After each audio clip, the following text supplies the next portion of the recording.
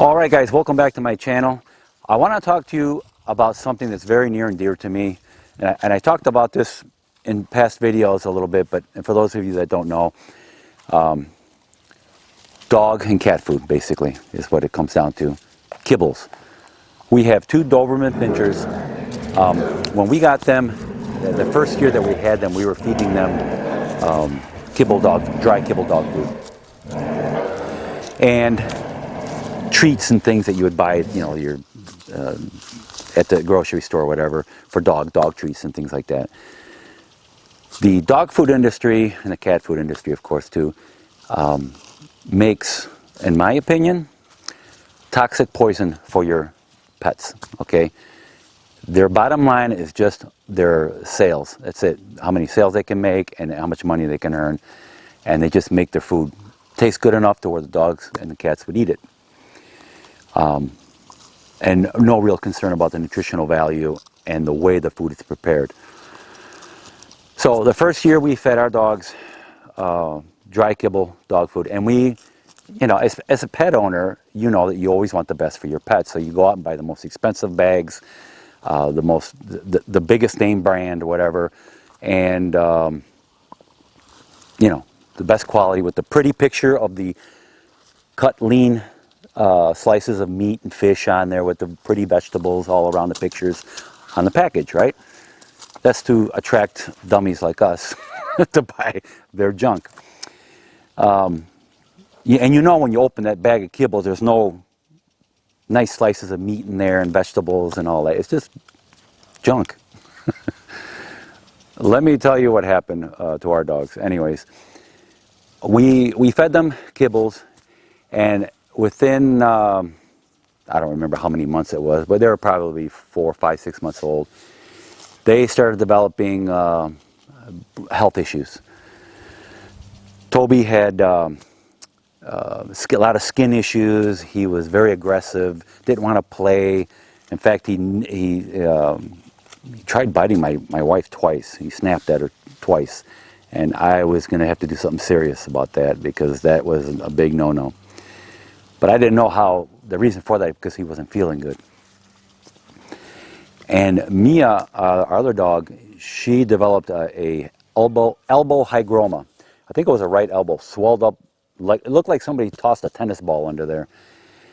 And yeah, it didn't look good, and she wasn't feeling good.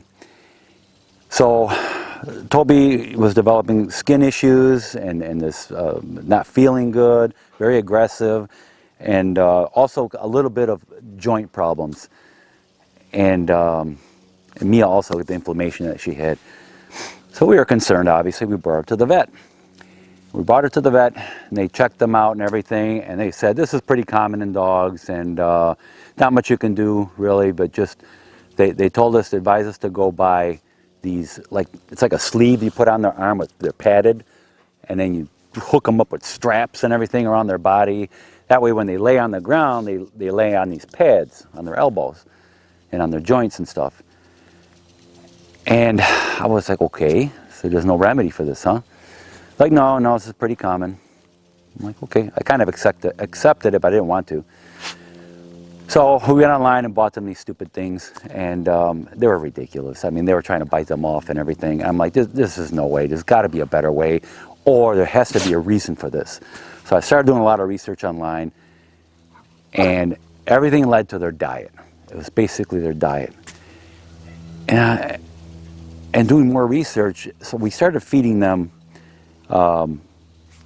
more real food, okay?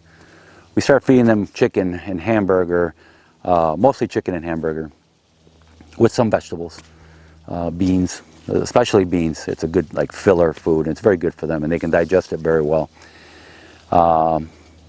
Anyways, we started doing that, and lo and behold, all their symptoms started going away. Everything. Toby became very playful. I want to say 90% of his skin issues went away. Mia's elbow hygroma completely deflated. It was gone. It just went away. And I'm thinking to myself, this is incredible. Why didn't I think of this before? Why don't the vets know about this? You know why? You know why? Because like doctors, regular, medical doctors, they know medicine, and that's all they know. They don't really know about health. They don't take any health classes, nutrition, I should say, nutrition classes or anything. And I don't blame them. That's just the medical system is that way. They push medicine all the time because the bottom line is money. That's it. Not for the doctors so much, but it's for the pharmaceuticals. So it just blows me away how our system's set up for us and for our pets. It's just medicine, medicine, medicine, and there's nothing about nutrition. So yeah, we fed them chicken and beef and some vegetables in there, and then voila, all their problems went away. Toby became very playful. His skin issues went away. Her elbow hygroma went away. Very playful. They stopped having all these joint problems. Everything was just back to, the way dogs are supposed to be. Now this applies to cats too, if you're a cat owner. So let me show you how we prepare food for our dogs, and you can get some ideas from this. There's tons and tons of recipes out there for dogs, but keep it simple, okay? Wild dogs in nature don't eat spices, don't eat salt. I'm going to talk about that in a second. And they don't eat every day, okay? Wild dogs don't eat every day. They'll be lucky to eat once or twice a week, okay? Depending on what they can catch. So if your dog doesn't want to eat one day, don't force it, Don't force your pet to eat. Put the food out there. If they don't want to eat it, then just put it away. Maybe they'll eat it the next day.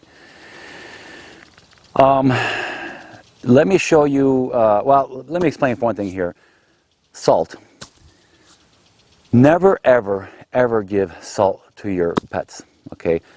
Dogs and cats, they don't sweat, okay? We sweat. We can sweat all the salt out, and we can, get rid of it through our urine much better than a dog can or a cat. Never give your dog salt. We were doing that a little bit in the beginning to, make their food taste better, spice it up or whatever.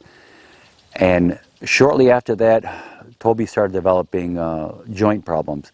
He could barely walk. He was taking like little baby steps because it was hurting him so bad. And I'm thinking, what's going on here? Why is he getting this arthritic pains? Again, it's the salt. We removed the salt from their diet. And we were also giving them the corn chips because they liked corn chips, and snacking on that once in a while. Just as we're eating, we kind of give them a few. They're salted. Don't give dogs any salt because you're going to start having problems with them. It's not normal for them to eat salt, okay?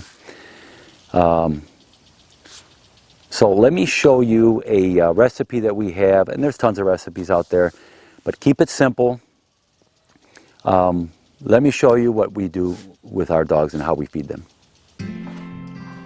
Okay, so as far as chicken meat, we use thighs for their meat. So what I'm doing here is I'm deboning it. I'm taking the bone out, and we're going to put the bones aside because we're going to put that in their food later. Always, always, always give your dogs raw chicken bones, never cooked, because it'll splinter and it could choke them. So now I'm just going to cut up the meat in chunks here, put it in the pan. Now you can give your dog raw if you like. We were doing that for a while, but they were getting sick on it. In other words, they were throwing up all the time. So we decided to start cooking it, and they have no problem with it. You can try cooking it halfway and see how they can handle it. That's what I basically do. Cook it halfway to almost cooked, and it works out good for them. They don't get sick. And the bones, we'll save those for later. Now I'm going to cook their food here. Again, about halfway cooked to fully cooked is good.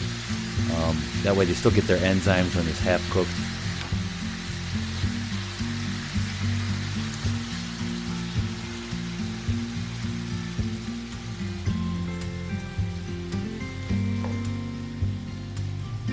Now I just divide the portions, half and half for each.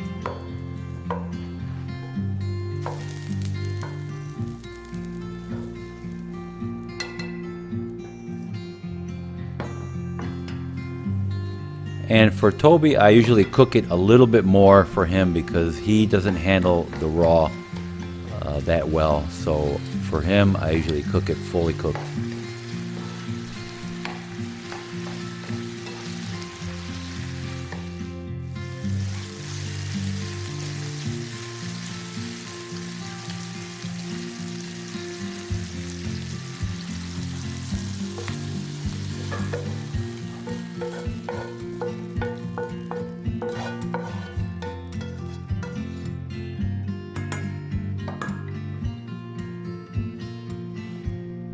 Now what I'm adding here is some cooked black beans. They like to cook black beans.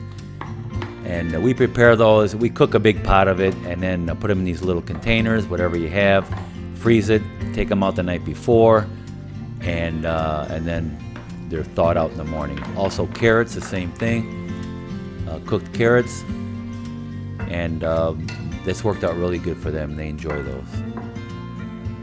Now we just want to warm the food up here a little bit and divide it between them.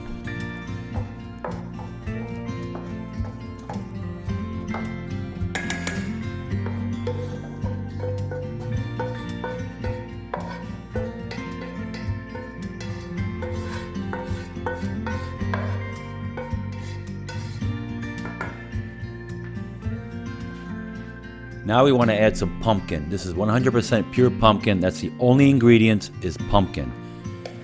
And we want to add about 2 heaping tablespoons in each for them.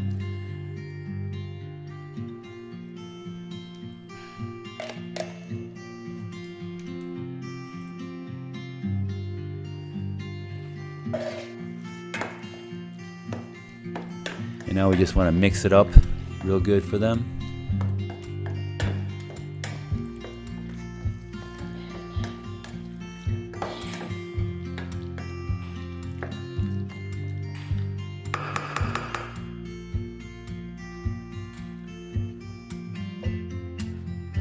Okay, now we can add the bones. I usually give Toby 2 and her 1 because he's a little bigger than her. And now it's time to eat. You ready?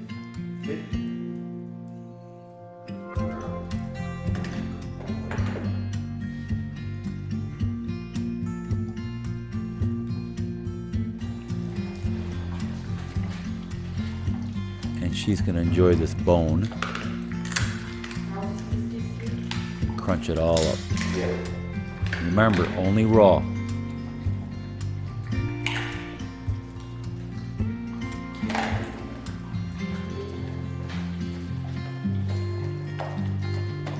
And Toby's gonna do the same.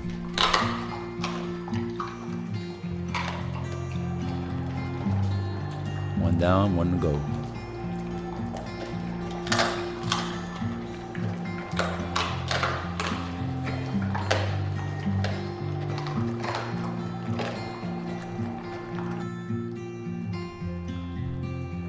And it looks like they're enjoying it.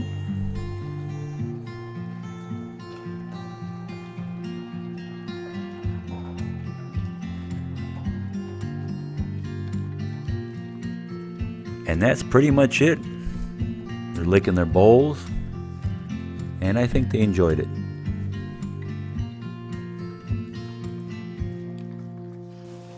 All right, that's pretty much it. Keep it simple. Just the basic meat. We like giving them black beans. They're inexpensive and they digest those very well. And a vegetable like carrots. We cook carrots. We'll buy like a big, I don't know, a 5-pound bag or whatever it is of carrots. And we put them through we slice them through a food processor. We put that slicing blade on there, put that through, slice them all up, put them in a big old pot, cook them. And then we put them in these little, you can put them in Ziploc baggies or Tupperware kind of plastic containers and freeze them. Take them out the night before. We do that with the beans too. We put them in little containers and stuff. We freeze them. Take them out the night before, and then in the morning they'll be thawed out. And you take whatever portion you need for their food and the rest put it in the fridge. It doesn't have to be complicated, you know. And as far as vegetables, we give them the carrots, the pumpkin. You could put peas in there if your dog likes peas. You know, you're gonna have to figure out what your dog is gonna like or not. Trust me, if they're hungry enough, they'll eat most anything. They really do. And that's another thing is we used to feed our dogs too much because they deserve it. You know, like too many treats and more food. And it's like I remember like a typical Italian mother would, you know, eat, you got to eat, you got to grow big and strong, or you're going to get me fat. It's better to eat less, actually. We're not giving the big portions that we used to give to our dogs. You want to give them more food because you love them so much, but if you really love them, you don't give them that much food. They'll let you know when they're hungry, you know. And you're gonna have to figure out what portions to give your dog, you know, depending on their weight and stuff. And just by observing them, if they look kind of chunky, well, cut back on their food a little bit. That's all. All right, guys. So I hope you enjoyed this video, and I hope it'll help you out for your meal planning for your dogs.